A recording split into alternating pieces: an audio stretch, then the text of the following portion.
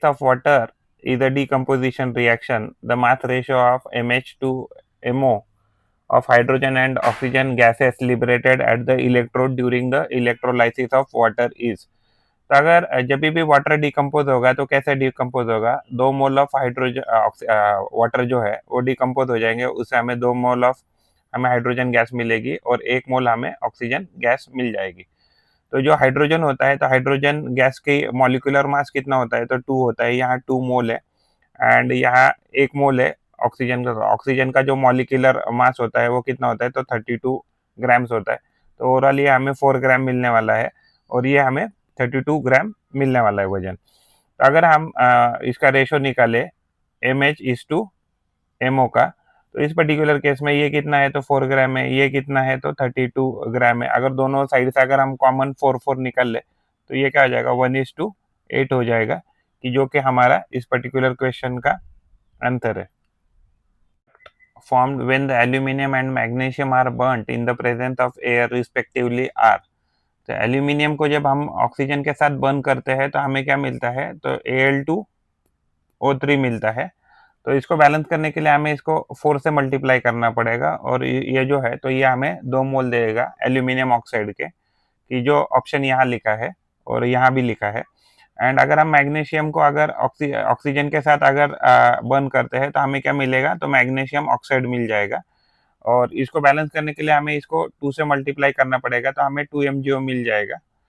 तो ये जो है तो यहाँ 2 MgO है, तो यहाँ भी हमें 2 MgO करना पड़ेगा। तो ये मैग्नीशियम ऑक्साइड मिल जाएगा, तो यहाँ हमें ऑप्शन मिल रहा है, तो this is our correct option. The following table shows the pH value of 4 solution ABCD on pH scale.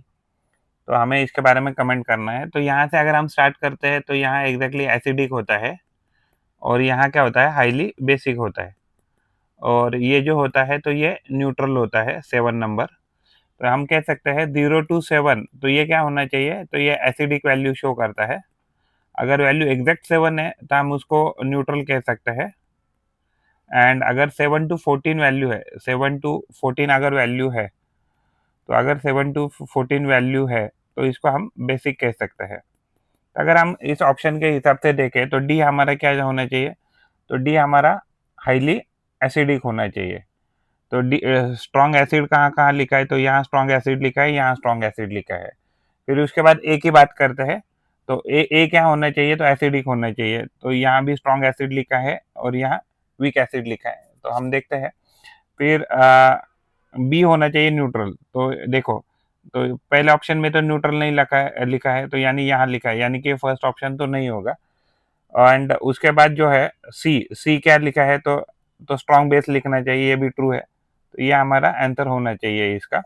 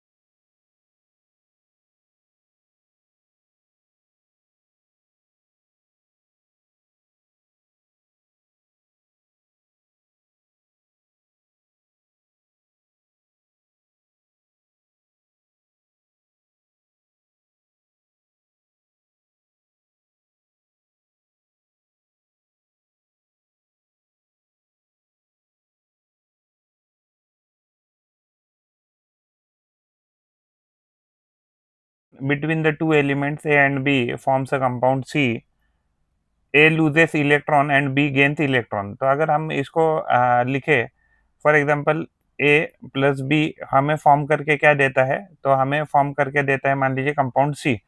तो एग्जांपल लेते हैं कि ए ने क्या किया है, तो ए लूजेस इलेक्ट्रॉन, ए लूजेस इलेक्ट्रॉन यानी कि हम Na पकड़ते हैं फॉर एग्जांपल, और यहाँ क्लोरीन लेते हैं। तो अगर मान लीजिए ये क्लोरीन है, तो ये क्या हो जाएगा, तो ये क्लोरीन मिलकर क्या बनाएगा, तो NaCl बना देगा। तो यानी कि सोडियम सोडियम एंड क्लोरीन मिलकर क्या बना रहे, तो NaCl बना रहे। तो ये क्या है, आयोनिक कंपाउंड है। तो जब भी इलेक्ट्रॉन ट्रांसफर होता है, तो इलेक्ट्रॉन ट्रांसफर के केस में आयोनिक कंपाउंड बनते हैं। तो जो आयोनिक कंपाउंड होते हैं, तो आयोनिक कंपाउंड का क्या है, उनका मेल्टिंग पॉइंट हाई होता है। दूसरी बात दूसरी बात ऐसी है कि it is highly soluble in water. तो it is the correct statement, they are soluble in water because ionic compound are soluble in water, and it has weak electrostatic force of attraction between, नहीं ये wrong है, क्योंकि there should be a strong electrostatic forces, strong electrostatic forces, तो ये आना चाहिए। And fourth जो है, तो ये एग्जैक्टली ये रॉन्ग दिया है, ये सही है, ये सही है, हमें रॉन्ग पूछा था। It conducts electricity in the molten state और एक्वस सॉल्यूशन, तो ये भी करेक्ट है।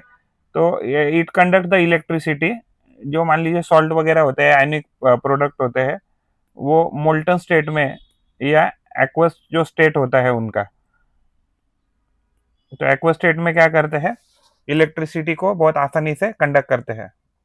The metals obtained from their molten chlorides by the process of electrolytic reduction, तो जब इलेक्ट्रोलाइटिक रिडक्शन होता है, तो वो हाईली रिएक्टिव जो मेटल्स होते हैं, तो हाईली रिएक्टिव जो मेटल्स है, तो ये प्रोसेस किए जाते हैं with the help of electrolytic reduction. तो अगर हम गोल्ड और सिल्वर की बात करें, तो वो हाईली रिएक्टिव मेटल्स नहीं होते हैं। कैल्शियम एंड मैग्नीशियम जो है वो हाईली रिएक्टिव होते हैं। एल्यूमिनियम एंड सिल्वर की बात करें, तो एल्यूमिनियम थोड़ा रिएक्टिव होता है comparative to silver, but exactly इतना नहीं कि जितना कैल्शियम एंड मैग्नीशियम है। सोडियम एंड आयन के केस में, sodium is highly reactive metal, but iron जो है, तो iron is not highly reactive metal. तो इसका आंसर हो जाएगा कैल्शियम एंड मैग्नीशियम। तो calcium and magnesium are process with the help of electrolytic reduction.